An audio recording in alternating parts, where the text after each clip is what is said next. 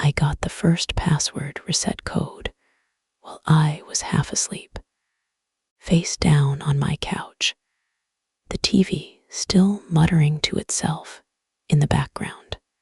The second one came the next morning while I was brushing my teeth. The third hit during a meeting, right as my manager asked me a question. And I felt my phone buzz against my thigh like a warning. By the time the emails started arriving 3, 4, 5 times a day, I wasn't irritated anymore. I was hunted. And the part that still makes my stomach flip is this. The final clue wasn't some genius hack I uncovered at 2 in the morning. It was printed in plain text at the bottom of an invoice I didn't recognize, a number that didn't belong to me. Badge ID 546,382. A badge ID from a place I trusted. Welcome back to Plot Twist Revolutions, where the quiet moments are never actually quiet, and the smallest notification can be the first pebble in an avalanche.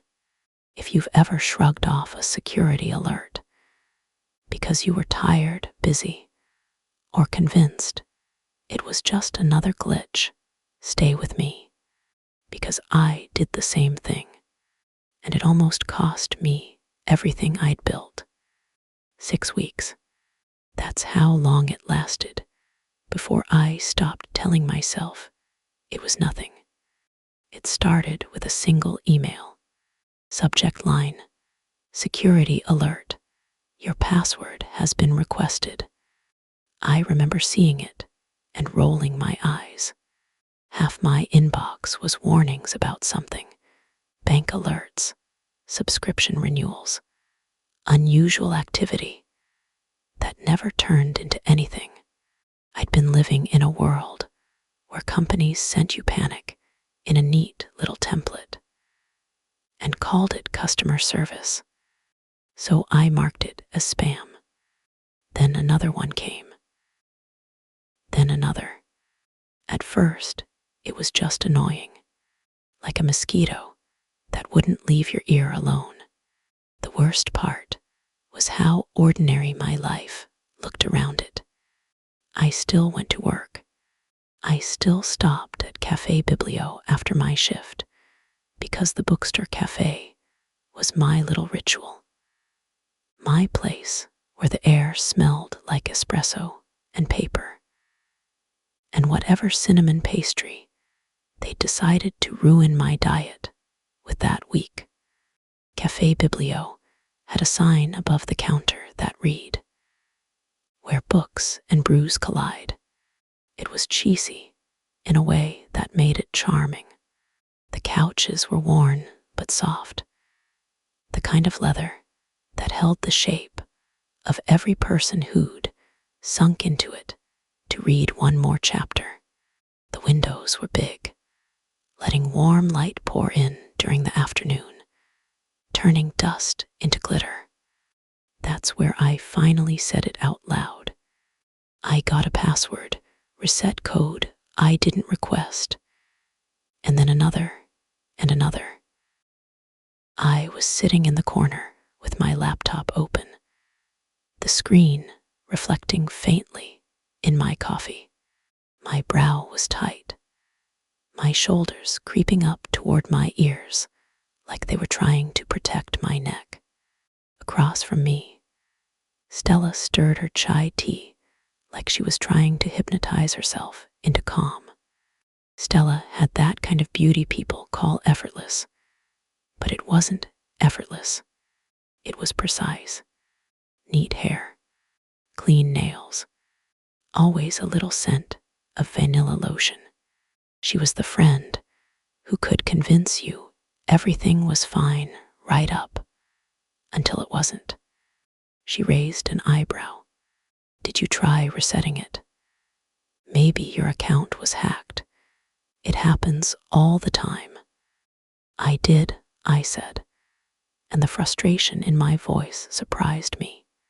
I reset it weeks ago. 6 weeks, actually. And it didn't stop. I almost deleted the last one this morning. The subject lines sounded like they were trying to scare me. Stella's spoon clinked against the cup. You're overthinking it. Probably a glitch. Remember when we had to reset our bookstore app passwords? They said it was a vendor issue. Vendor issue. That phrase should have stayed harmless. It should have been the kind of annoyance you complain about for 15 seconds and forget. But hearing it again made my skin prickle. I snapped my laptop shut, not because I was done, but because I could feel myself spiraling. And I wanted to shut the world up for a second. I thought the same thing, I said, but now it feels deliberate.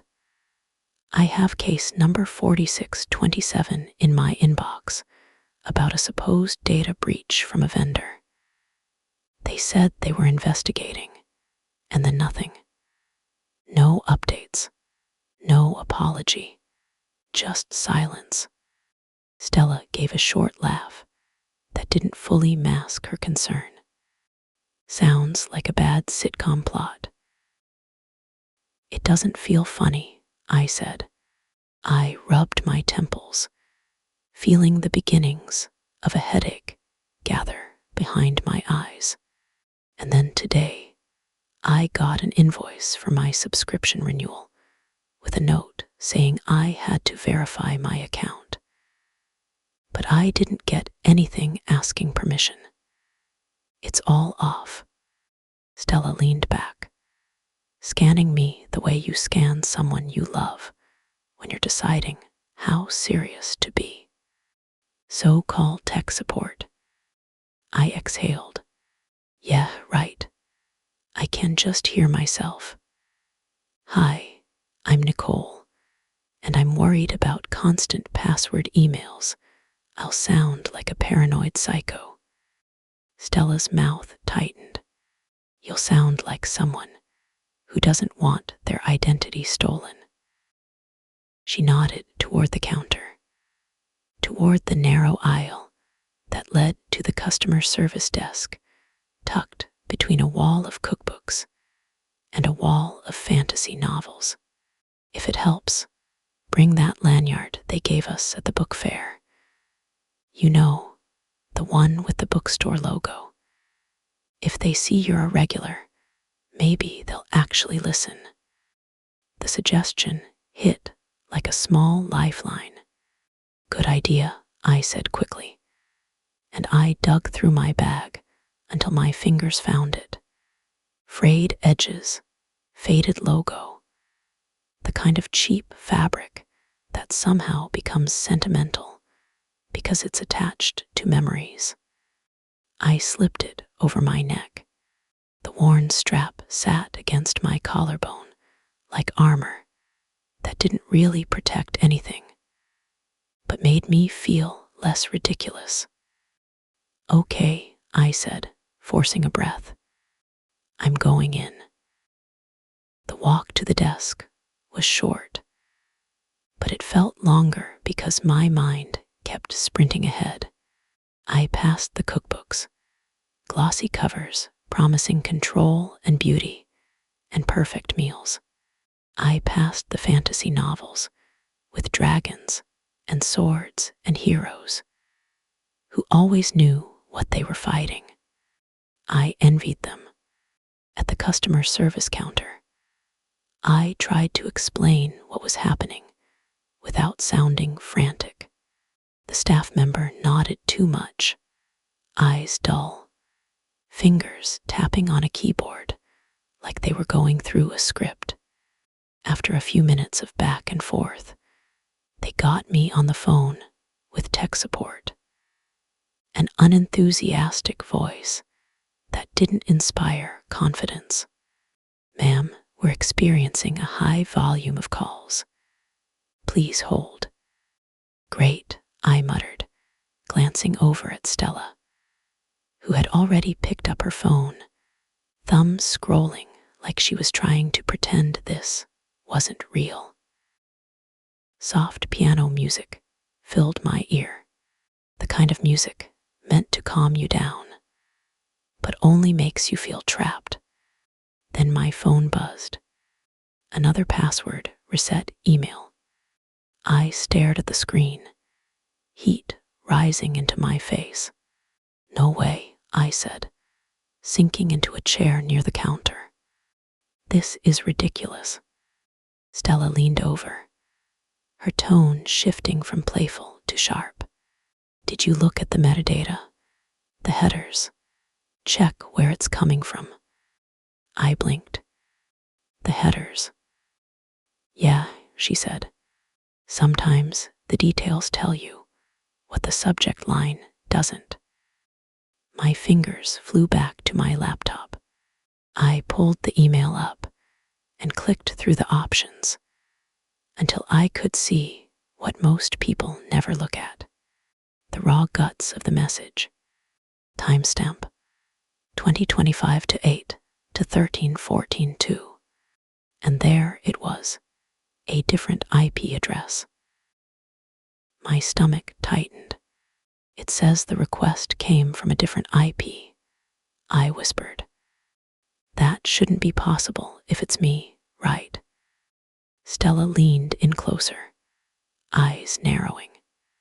That's not a glitch, Nicole. That's someone else. The cafe around us kept moving, cups clinking, the espresso machine hissing, someone laughing at a table near the windows. But it all sounded far away, like the world had muffled itself, so I could hear my own breathing, fingers trembling. I clicked through the details. There's a note at the bottom, I said, scanning. Something about an invoice I didn't recognize. Wait, Stella cut in. What invoice? Pull it up. I did, and I could hear my heartbeat in my ears. The invoice was plain, corporate, cold. The kind of thing you usually delete without reading. I read it out loud because saying it made it real. Invoice total, $98.65. Badge ID, 546382. My voice broke slightly on the last numbers, like my body knew they mattered before my brain did. Stella's eyes widened. What the hell is a badge ID doing on an invoice? I don't know, I said, and I didn't order anything. I haven't even bought a new book this month. Stella's leg started bouncing under the table. She grabbed my wrist lightly, grounding me. Call them back. Now. So I did. I called tech support again, and the hold music sounded even more insulting this time. Soft piano, notes looping, while my life threatened to unravel. I stared at the cafe's sign, where books and brews collide, and felt this weird bitterness, like even the place that usually soothed me couldn't protect me from what was happening. When someone finally picked up, I didn't waste time trying to sound calm. I'm getting constant password, reset emails I didn't request, I said, voice tight. I checked the headers. It's coming from a different IP. And there's an invoice attached with a badge ID I don't recognize. Tell me what's going on. The agent went quiet. Not the kind of quiet where they're typing. The kind of quiet where they're processing something they didn't expect you to know. Then slowly, ma'am, there's been a data breach. Multiple accounts have been affected. Have you received any unusual notifications? My mouth went dry. word breach landed like a punch. Just these stupid password resets. I snapped, and my patience cracked open. Over and over and over. The agent's tone shifted, suddenly more careful. Someone is trying to access your account. We're prioritizing these cases. You should secure your account immediately and monitor it closely. Also, your case number is 8973. We can block your account and issue a new access key.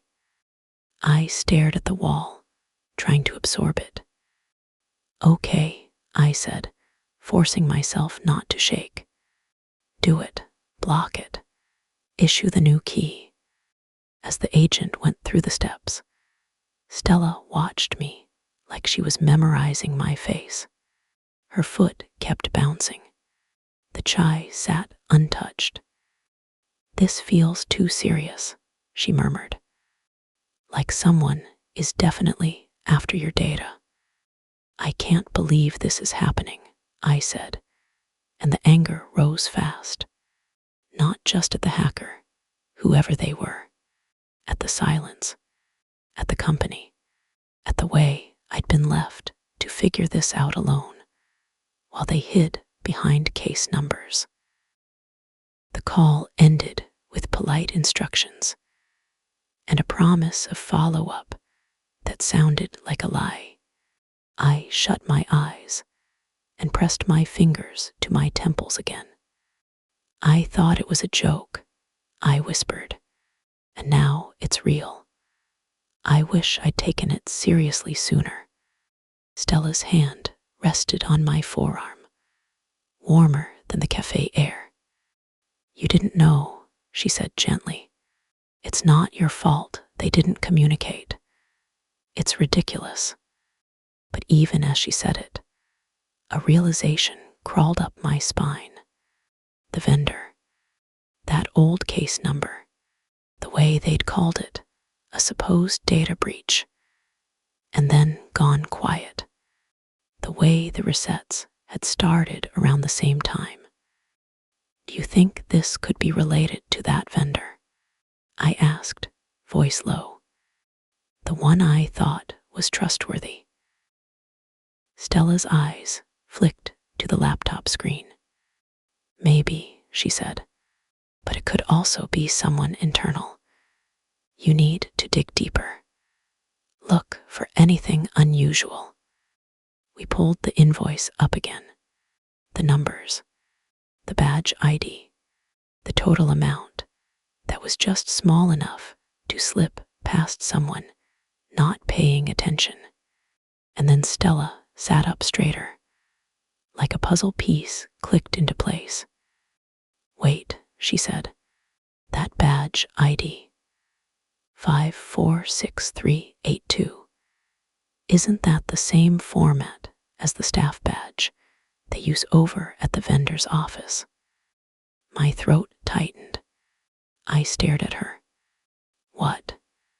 Stella's eyes were wide now, not with fear, but with recognition. Remember when we visited their office for that partnership event? The staff had those badges. They flashed them at the desk. It looked just like that. A cold wave rolled through me. Someone on the inside. Not a random hacker in a hoodie somewhere far away. Not a faceless threat. Someone who knew the system. Someone who had access. Someone who could hide behind vendor issues while quietly trying to take what wasn't theirs. Stella's voice dropped. That's the twist. Someone we trust. Betrayal tastes strange. It isn't dramatic at first. It's metallic, like you bit your tongue. It's your stomach sinking while your brain tries to argue against it. Because believing it changes everything. I can't believe I was so blind, I said, and my voice sounded distant, like it belonged to somebody else. They owe us an explanation. Stella's expression tightened. Just be careful. It could get messy. I looked around Café Biblio, its warm lights, its soft corners, the gentle hum of people reading. It all felt like a set now, like safety had been a backdrop I'd been paying for with denial. I stood up, my chair scraping softly against the floor. I'm calling them now, I said. Stella grabbed her cup like she needed something to hold. Right now? Yes, I said, because if I wait, they'll bury it. They'll send another email with a new case number and pretend it's handled. My phone felt too small in my hand, too light for what I was about to do. I stepped away from the tables toward the front window, where the sunlight faded into late afternoon, and I dialed the vendor's number with a steadiness I didn't feel. The ringing echoed in my ear, each tone matching my heartbeat. 1 ring, 2, 3. I could almost imagine them on the other end, deciding whether to answer, deciding what lie would work best. Finally, someone picked up. Vendor support. How can I help you? I inhaled slowly, squared my shoulders, and spoke clearly, forcing every word to land. We need to talk about the recent data breach, I said. I have questions. There was a pause. Not long, just long enough. And in that pause I felt it, the shift from being an annoyance to being a problem. Ma'am, the voice said, suddenly cautious. What information are you referring to? I looked down at the invoice on my laptop screen, at the badge ID that didn't belong to me, at the total that made my skin crawl. I'm referring to the repeated password reset requests from a different IP, I said. I'm referring to case number 4627, and I'm referring to an invoice that includes a staff badge ID. 546382. Stella had gone still behind me, watching like she didn't want to breathe too loud. On the other end of the line, the representative swallowed audibly. I'm not sure how that would be connected, they said. It's connected, I replied, and my voice was calmer than my hands felt, because my account has been targeted for 6 weeks, and someone tried to make it look like a normal verification request. So either you explain it, or you escalate me to someone who can. Another pause. Then, please hold. Of course. I stared out the window at people walking by with shopping bags, faces relaxed. I wanted to shake them. I wanted to tell them that the quiet buzz of a phone could become a doorway into your life. That companies would only take you seriously once you had evidence they couldn't dismiss. The hold music on this line was different, more corporate, more sterile, like they were trying to remind me I wasn't a person to them, just an account. Stella stepped closer and whispered, "They're scared." "I know," I whispered back. "Good." A new voice came on the line, lower, more confident, the kind of voice that belongs to someone used to controlling situations. "This is Martin," he said. "I understand you have concerns about an account alert." "Concerns," I repeated. "Yes, that's one word for it." He tried to steer the conversation into calm channels, policy, procedure, vague reassurance. He told me they took security seriously. He told me they were looking into it. I let him talk just long enough to hang himself with his own script. Then I said, if you took it seriously, you would have informed customers when the breach happened. You would have responded to case 4627.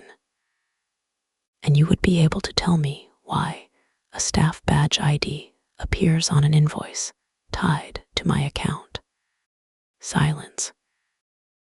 This time, it wasn't the brief, polite silence of someone checking notes. It was the heavy silence of someone realizing the wrong person had gotten the right detail.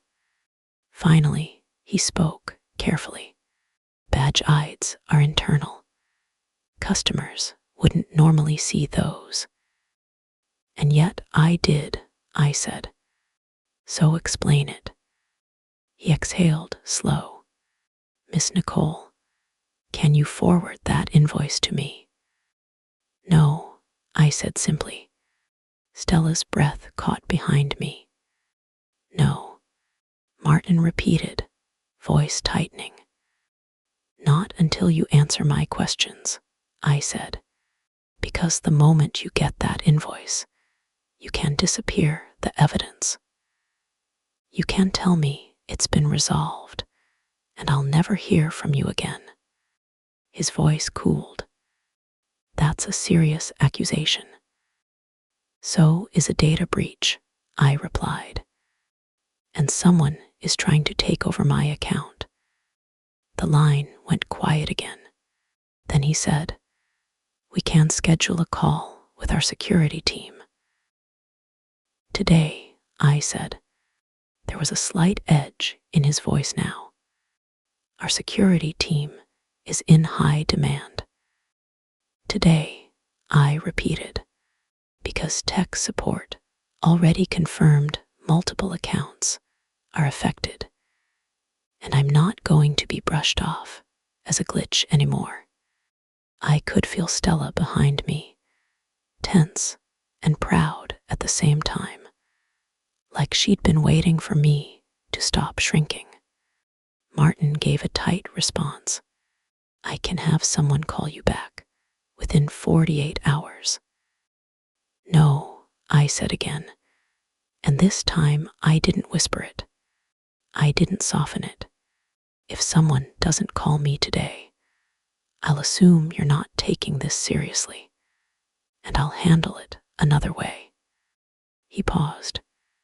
What do you mean by that? I stared at the badge ID on the invoice until the numbers blurred slightly. I mean, I'll document everything, I said. I'll keep every email, every timestamp, every case number, every reset request, and I'll make sure the right people know that a vendor breach led to active attempts to access accounts, and that your internal identifiers were exposed in customer-facing documents. Stella let out a tiny breath, like she hadn't realized she'd been holding it. Martin's voice shifted again, suddenly smoother, suddenly cooperative. There's no need to escalate. Let's work through this properly. Properly. Another word for quietly. But I wasn't in the mood to be quiet anymore. Then start with the truth, I said. Is that badge ID tied to an employee who touched my account? He didn't answer directly. He circled. He used phrases like it's possible, and we're investigating. He tried to keep it abstract. But the more he spoke, the clearer it became. He knew exactly what I meant, and he knew it wasn't supposed to be in my hands. When the call finally ended, I felt like I'd been holding my body in place with sheer willpower. My shoulders ached. My jaw hurt from clenching. Stella sat back down slowly, like she was afraid sudden movement would break something. "What now?" she asked. I looked at the coffee shop around us again. Warm, gentle, full of people reading about imaginary dangers, while real ones sat in plain sight. "Now," I said, "I stop waiting for them to protect me." I opened my laptop and began saving everything in a folder. Emails, invoices, screenshots of headers, case numbers, dates, times, IP addresses. I wrote notes about who said what and when, not because I trusted myself to remember, because I no longer trusted anyone else. My account was blocked and a new access key issued, but the violation didn't vanish just because a support agent checked a box. Someone had been reaching for my life through a screen, and someone else had been hoping I wouldn't notice. And the worst part was how close I'd come to deleting that last email, how close I'd come to letting it fade into the background noise of modern life. As I packed up to leave Café Biblio, Stella touched my arm. "You were right to call," she said quietly. I nodded, but my throat was tight.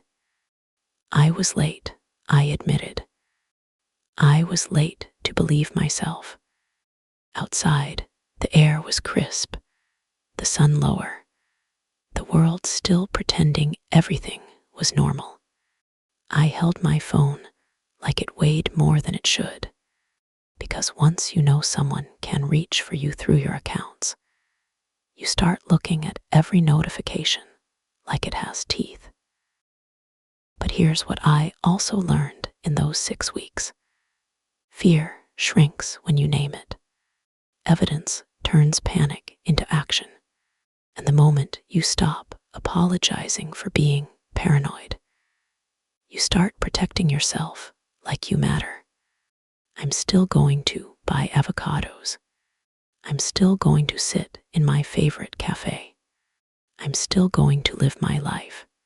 But I'll never again treat a security alert like a nuisance, just because it's inconvenient. And if you're listening right now with a weird email sitting in your inbox that you've been meaning to ignore, don't. Open it, check it, save it, ask the question, push until you get a real answer, because the shadows behind a screen don't stop just because you look away.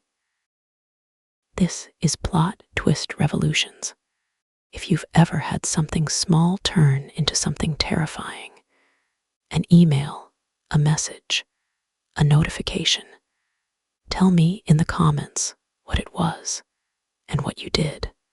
And if you want more stories like this, like the video, subscribe, and stay close. The next twist is always quieter than you expect.